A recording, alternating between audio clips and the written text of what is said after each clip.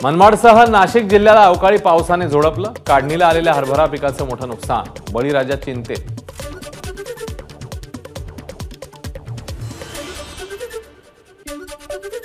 पुढील काही दिवसांमध्ये नंदुरबार जिल्ह्यात अवकाळी पावसाची शक्यता। हवामान खात्याचा अंदाज, जिल्ह्यात ढगाळ वातावरणामुळे रब्बी पिकांना फटका बसण्याची शक्यता।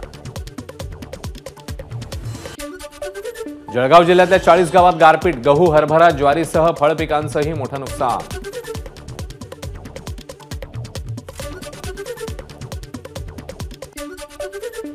जालन्यातल्या भोकरदन, जाफराबाद भागात वादळी वाऱ्यासह गारांचा पाऊस। अवकाळी पावसामुळे पिकांचं मोठं नुकसान, शासनाने मदत करावी, शेतकऱ्यांची मागणी।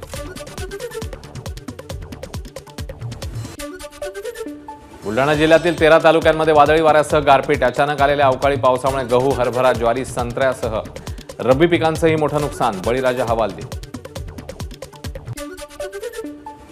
शेतकरी नेते रविकांत तुपकरांकडून अवकाळीमुळे झालेल्या नुकसानाची पाहणी। शेगाव तालुक्यात तलाठी, कृषी सहाय्यकांना थेट बांधावर घेऊन जात पाहणी। तात्काळ पंचनामे करून 100% नुकसान भरपाई द्यावी, तुपकरांकडून मागणी।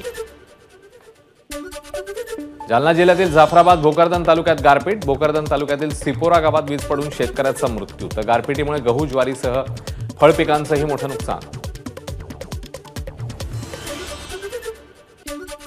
वाशिमच्या मंगरुळपीर, कारंजा तालुक्यातील काही भागात अवकाळी पावसासह गारपीट। गहू, हरभरा, ज्वारी, फळबाग, भाजीपाला पिकांसह काही प्रमाणात घरांसह आणि काही वन्यजीव प्राण्यांची जीवितहानी। अकोला जिल्ह्यातल्या अकोट, तेल्हारा, पातूर तालुक्यात अनेक भागात गारांचा पाऊस। गहू, हरभरा, भाजीपाला, आंबा पिकाचं मोठं नुकसान। कालच्या बंदनंतर लासलगाव बाजार समितीमधील कांद्याचे भाव 200 रुपयांनी घसरले। लासलगाव बाजार समितीत कांद्याला सरासरी 1625 रुपये प्रति क्विंटल भाव। लासलगावसह जिल्ह्यातील सर्वच बाजार समित्यांमध्ये कांदा दरामध्ये घसरण। मराठी भाषा दिनानिमित्ताने नाशिकमध्ये एक ग्रंथदिंडी। त्र्यंबक रोडवरील कुसुमाग्रजांच्या निवासस्थानापासून ते सार्वजनिक वाचनालयापर्यंत काढण्यात आली ग्रंथदिंडी। दिंडीमध्ये पारंपरिक वेशभूषा धारण केलेले शाळकरी विद्यार्थी सहभागी। यवतमाळ जिल्ह्यातील 16 पोलीस अधिकाऱ्यांच्या बदल्या। निवडणूक आयोगाच्या निकषांनुसार एकाच जिल्ह्यात 3 वर्षांहून अधिकचा कालावधी पूर्ण झाल्यानं बदल्यांचे आदेश।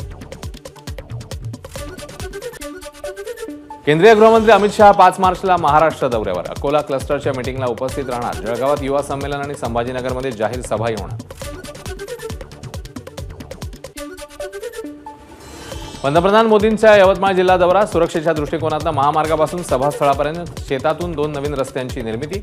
रस्त्याच्या दुतर्फा 10 फुटांची चेन फेन्सिंग जाळी। पंतप्रधान मोदींच्या दौऱ्यानिमित्ताने यवतमाळमधील भारीच्या विमानतळावर 8 हेलिपॅडची निर्मिती। 2 दिवसांपासून विमानतळाच्या सुरक्षेत वाढ। एसपीजीच्या पथकाकडे सुरक्षेची जबाबदारी। पुण्यातल्या भिगवण इथे रेल्वे गाड्याच्या थांब्यांसाठी रेल रोको आंदोलन। कोरोना काळापासून भिगवण रेल्वे स्थानकावरील एक्सप्रेस गाड्यांचा थांबा बंद करण्यात आलेला, तो पूर्ववत करावा याकरता रेल रोको।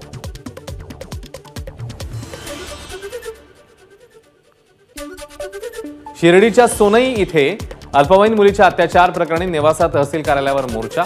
निर्दोष असलेल्यांची सुटका करा आणि दोषींवर कारवाई करा। आरपीआयसह एकलव्य संघटनेची मोर्चामध्ये सहभागी होत मागणी। हिंगोलीमध्ये गृहोपयोगी वस्तूंचा संच घेण्यासाठी सकाळपासून गोडाऊन समोर कामगारांच्या लांबच लांब रांगा।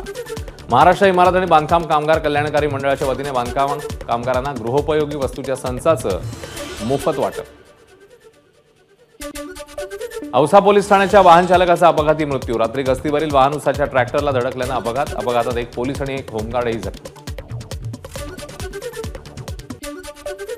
बुलढाण्यामध्ये झालेल्या मुसळधार पावसामुळे राष्ट्रीय महामार्ग 6 वर मलकापूर जवळ ट्रकचा अपघात। अपघातामुळे काही काळ वाहतूक ठप्प। वर्धा ते नांदेड रेल्वे मार्गाच्या कळंबपर्यंतच्या पहिल्या टप्प्याचं काम पूर्ण। उद्या पंतप्रधानांच्या हस्ते लोकार्पण होणार। अकोला जिल्ह्यातल्या पातूरमधील दिग्रस बुजुर्ग इथे सोपीनाथ महाराजांची यात्रा संपन्न। 7 दिवस चाललेल्या यात्रेनंतर वाडेगावच्या जागेश्वर महाविद्यालयातल्या विद्यार्थ्यांकडून 20 एकरमध्ये स्वच्छता मोहीम। चंद्रपूर जिल्ह्यातल्या बल्लारपूर शहरालगत वाघाच्या हल्ल्यात महिलेचा मृत्यू। रामबच्ची चौहान असं मृत्यू झालेल्या महिलेचं नाव। बकऱ्या चारण्यासाठी गेल्या असताना वाघानं हल्ला केल्यामुळे घडलेली घटना। माथेरानच्या पायथ्याशी असलेल्या माणगाववाडी इथे भीषण आग। 150 ते 200 एकरमधील गवत आणि झाडं जळून खाक। एसव्हीटी तंत्रज्ञानाद्वारे वणवा आटोक्यात।